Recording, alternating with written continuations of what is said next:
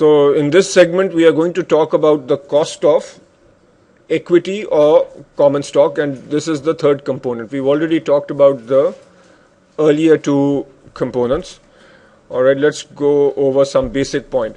So RS, sometimes you'll see this as RS, sometimes as RC for common stock, sometimes you'll see this as a K for cost of equity. So all these mean the same thing. So this is the marginal cost of common equity using retained earnings.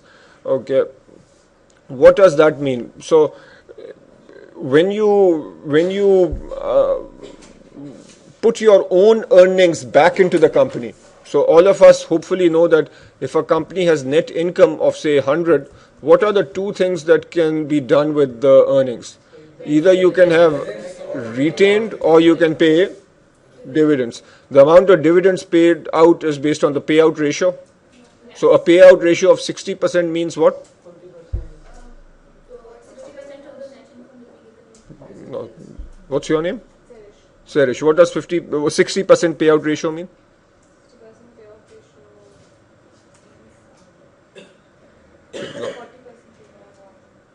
40%. Okay. Yeah. Well, a 60% payout ratio means that if you have a net income of 100 rupees, you're going to pay 60 rupees for the dividend. Exactly. 40 rupees you might just put it back into the company. Exactly. So companies that so the money that's put back in the company is called retained earnings. Is that a form of equity being put into the company? And the answer is yes, because let's say you are the owner. It is exactly, it's a share. Net income sort of belongs to the common shareholders. If the common shareholders decide to put that back in the company, then that is like a investment, because theoretically the shareholders had the option of taking that money out. So I'll get into more detail on this, but right now think of this RS as the marginal cost of common equity using retained earnings. Okay, now some people might argue that why is there a cost for retained earnings? Because did you have to go borrow that money, take that money? Did you explicitly pay somebody any money for those retained earnings? So then in your cost of equity formula, should you use a cost? Exactly, there is an opportunity cost, because what could have happened is the earnings can be reinvested or paid out as dividends. That's what we've said. Let's say if they were paid out as dividends, the investors could use that money to buy other securities, other stocks, and earn a return. So if the payout that you were going to get, or the opportunity cost, if you had taken that net profit and invested it in another company with the same level of risk, okay, you would have received a certain return. So let's say that you had invested that money in another company that had a similar risk, and there you would expect a return of 12%. Then would it be fair to say that your opportunity cost is 12%? Yeah. So then would it be fair to use 12% in your cost formula? So that's where that's coming from. Okay, so this is just explicitly stated here. If earnings are retained, there is an opportunity cost. The return that stockholders could earn on alternative investments of equal risk. Okay, investors could buy similar stock and earn that return. The firm could repurchase its own stock and earn this much. So basically, the last line is what you need to know. That's the bottom line, that RS is the cost of retained earnings. Okay. Now there are three ways to actually figure out what that number is. One is using CAPM, which you should know by now. Okay, so that's the cost of shares, or the cost of equity, is the risk-free rate. What's this thing called? The market risk premium. What's the intuition behind the market risk premium? Something extra for the risk. Yeah, the simple way of looking at it is when you invest in the market, say you invest in the Karachi Stock Exchange, are you taking more risk than investing in T-bills? Yes. So should you be compensated for that extra risk? So that extra compensation is the difference between the expected return on the market and the risk-free rate. So that's called the market risk premium. Then what does beta represent? the risk of the stock. So if the stock has a beta of 1.5, is it riskier than the market? It is. So the risk premium, this overall underlying thing is the risk premium for that stock. Okay, this thing with a bar on top is the risk premium for the market.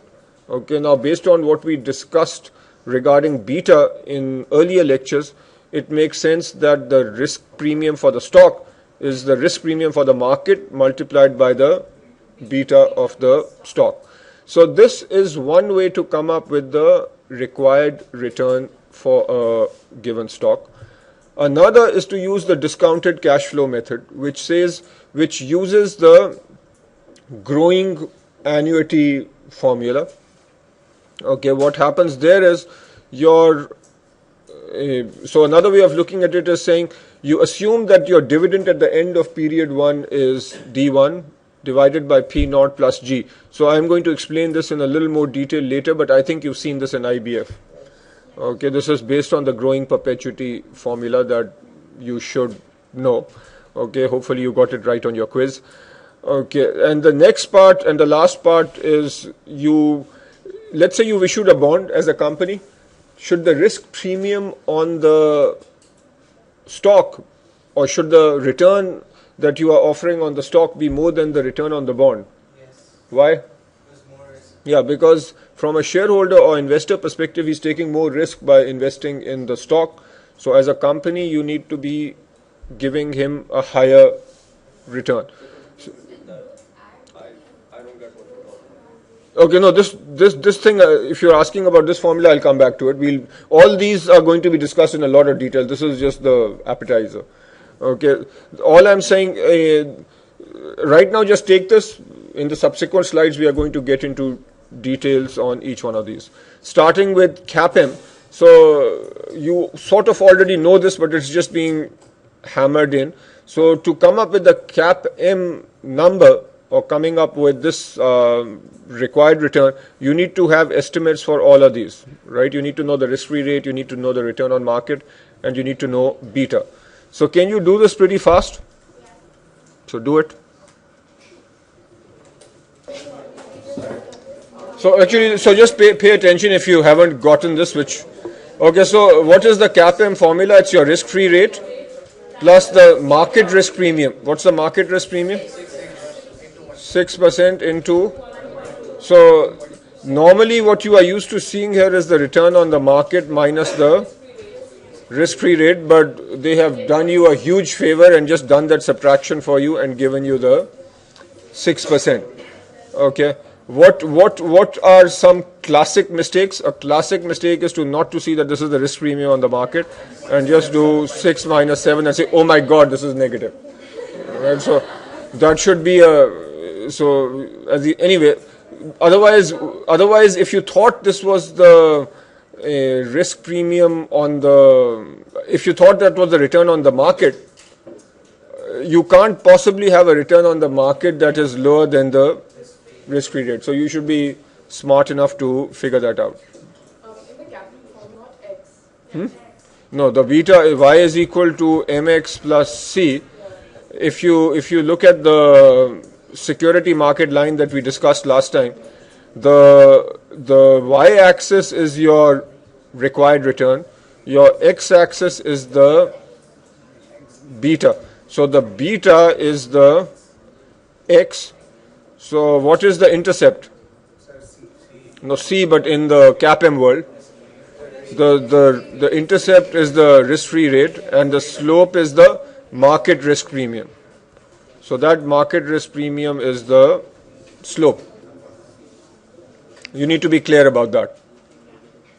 Okay, the beta is the x. So what is the security market line telling you? It's telling you that for increasing risk, the required return is increasing linearly. And do you think this is an exact relationship, or this is just a financial model which is an approximation of reality? It's not exact. It is, most things in finance are actually not exact. They are just models that try to explain the financial world. So these are approximate models. Okay, so some general issues using CAPM now that you understand what CAPM is. And do you understand the distinction or the similarity between CAPM and security market line? The security market line is simply a graphical representation of CAPM. So some issues. Most analysts use the rate on a long-term government bond as an estimate of the risk-free rate. Okay, so in Pakistan, why is that not such a big deal? Whether you use the T-bill rate or the long-term rate? Because there is not too much difference right now between the T-bill rate and a long-term rate. But theoretically, why is it better to use the long-term rate? Because when you are making an equity investment, the perspective is typically long-term. So if you have a long-term perspective, then the risk-free rate that you should be using as your base should also be the risk-free rate on long-term investments. But technically speaking, wouldn't the long-term rate have a higher risk than a short-term bond transaction? Actually, that's a good question. That gets into a slightly deeper subject. Even a longer-term government bond does not have any default risk. So the only type of risk that we are really looking at is default risk. There are these other things called interest rate risk and so on, which is higher for longer term bonds, but that is not part of this course. We can discuss that in more detail after class or yeah, so they are very, very smart. There are many other kinds of risks, but this is not a course on risk. Right now, when we say risk free, that is a bit of a misnomer. What we really mean is default risk free. And government bonds, at least in a country where governments can print their own money, there is no default risk. In countries like Greece, where the country cannot print its own euro, their default is an issue. Okay. Now, in general, in this book, the market risk premium is in the range 3.5% to 6%. In Pakistan, FYI, generally security analysts and others in the market use a market risk premium of about 6%. Okay. Estimates of beta vary. Estimates are noisy. They have a wide confidence interval. So all that is saying is, let's say you have a beta of 1.2. This 1.2 is not an exact number. It's just an approximation. How did we come up with this number? Through a regression, which we studied last time. By and large, in this class, the assumption, whether good or bad, is that you have studied this thing in statistics and you know what you're doing. So here you will just be given the beta typically.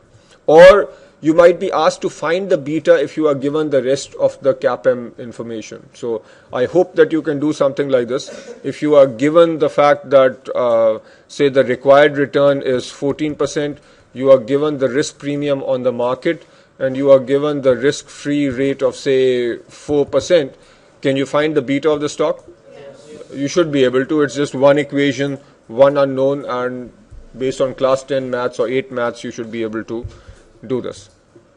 Okay. Now the next approach is the discounted cash flow approach. This is based on the constant growth dividend model. We assume that market rates are in equilibrium and therefore the expected return is equal to the required return. For now, just take the statement as a given. I'm going to explain this formula to you. Okay.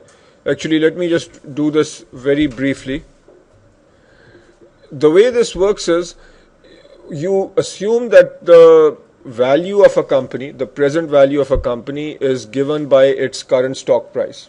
Okay, the value of a share, let's say, is P0.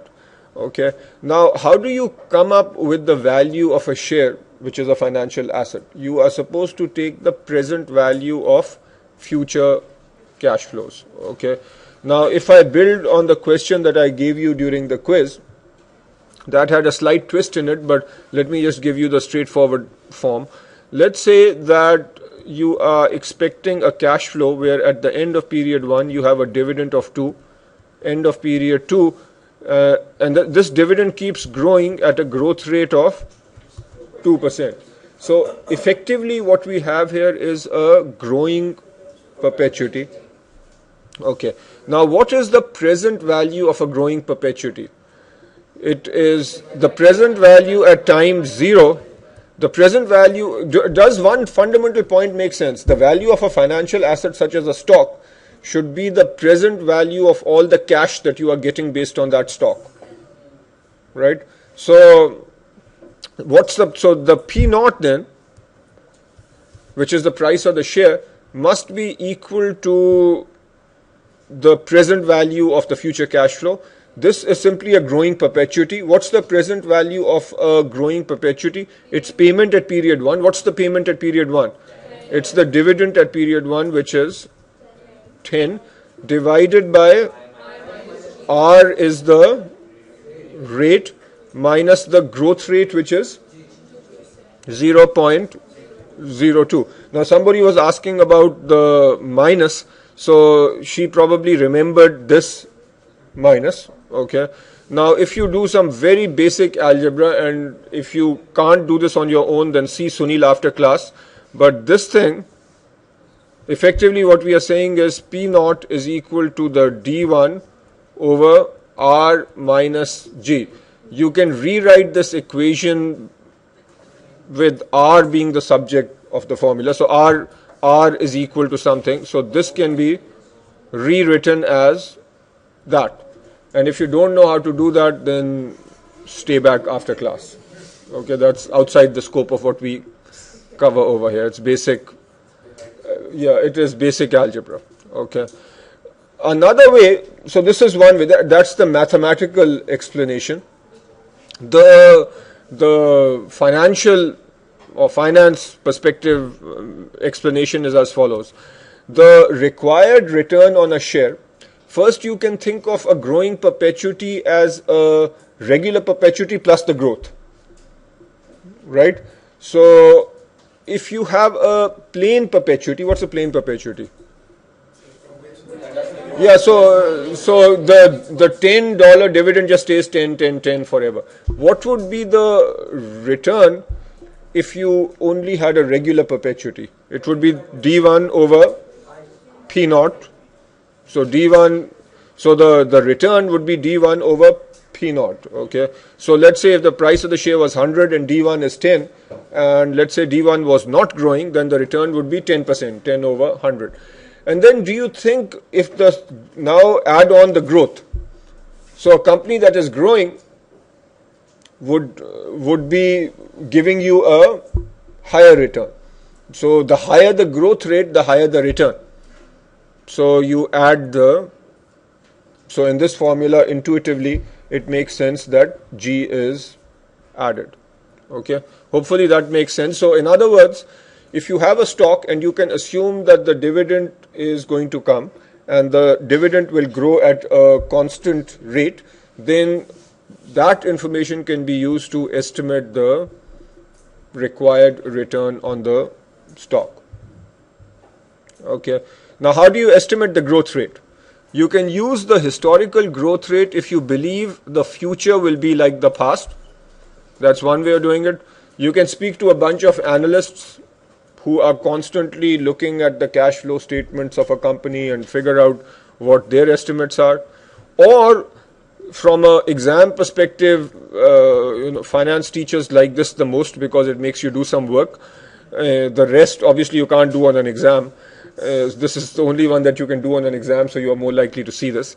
Use what's called the retention growth model, which is illustrated right here. So this is another formula that you must know. Okay. So let's say, I'll just give you the formula and then read it out. The growth rate can be estimated as the retention ratio into ROE.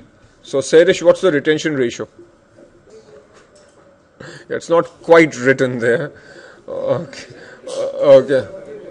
So you need to pay attention. Your neighbor just explained this about 20 minutes ago. Okay. The opposite of the payout ratio, is the amount that you retain from the retained. Yeah, it's the opposite of the payout ratio. So I'll spare you and not ask you what the payout ratio is. Okay, you tell me what the payout ratio is. Payout ratio is the ratio that you actually pay for dividends in the form of dividends. Let's suppose income was 100 and So let's say the retained earnings is 40 and the payout is 60. What's the payout ratio and what's the retention? Payout ratio is 60% and retention ratio is 40%. So all we are saying is the growth rate depends on the retention ratio and it depends on ROE. Okay. So what is the way back? What's your name? Tariq. Tariq, what's return on equity? But this says equity and you are saying assets. In amount invested, your equity. So what's the formula for ROE? Just exactly. So it's the net income divided by the equity. Now let me just give you the intuition behind this formula. Okay. It's a simplistic formula, it's an approximation. Do you think between two companies, one that retains a lot of its earnings versus another that pays out all its earnings as dividends? And to use a rough example in the Pakistan context, a company like Fauji Fertilizer almost pays out all its earnings, so it will have a very high payout ratio and a low retention ratio, versus a company like Engro that heavily invests, so Engro will have a high retention ratio or low retention ratio? High. So all else equal, will companies with high retention ratio have higher growth or companies with low? Yeah, so companies with high retention ratio are clearly investing in the business, and companies that invest more in the business are more likely to have a high growth. Hence a proportional or direct relationship between growth rate and retention. Okay. Now take two companies that have similar retention ratios but have different return on equity. A company with high return on equity, do we agree that the money retained within the company is like equity? That's money being put into the company. Between two companies, one with a high return on that equity versus another with a low return on equity, which one will have a higher growth? Yeah, so companies that are doing more with the money that's put in are obviously growing faster. So there is also a direct relationship then between ROE and growth rate. So at the end of this discussion, the bottom line is to memorize this formula, that the growth rate is approximately equal to the retention rate into return on equity. Okay, and just to help you remember this, you can read what's written on the slide. The growth rate of the firm can be estimated using the retention growth model. So what's the name of this model? The retention growth model. Logically, the growth rate of the firm depends on the amount of net income that the firm retains, which is the retention ratio, and the rate it earns on the retention. Okay, now if in a given problem I give you the payout ratio, will you get frazzled that you don't have the retention ratio? No, you can simply do 1 minus the payout ratio and get the retention ratio. Okay, so rest we'll continue in the next class.